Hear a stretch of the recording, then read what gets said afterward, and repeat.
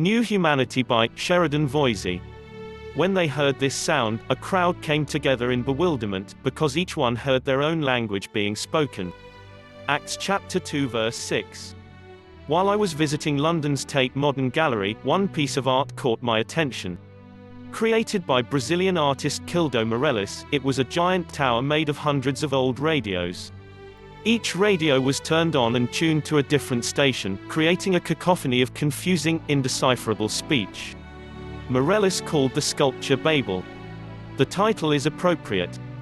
At the original Tower of Babel, God thwarted humanity's attempt to seize heaven by confusing mankind's languages, Genesis chapter 11 verses 1 to 9.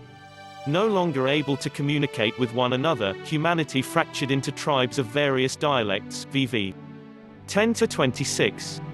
Divided by language, we've struggled to understand each other ever since.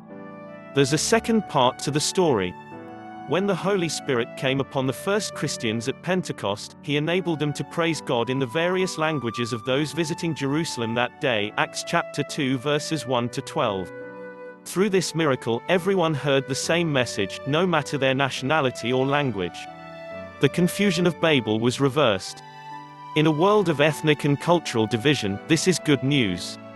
Through Jesus, God is forming a new humanity from every nation, tribe, and tongue, Revelation chapter 7 verse 9. As I stood at Tate Modern, I imagined all those radios suddenly tuning to a new signal and playing the same song to all in the room, Amazing Grace, how sweet the sound.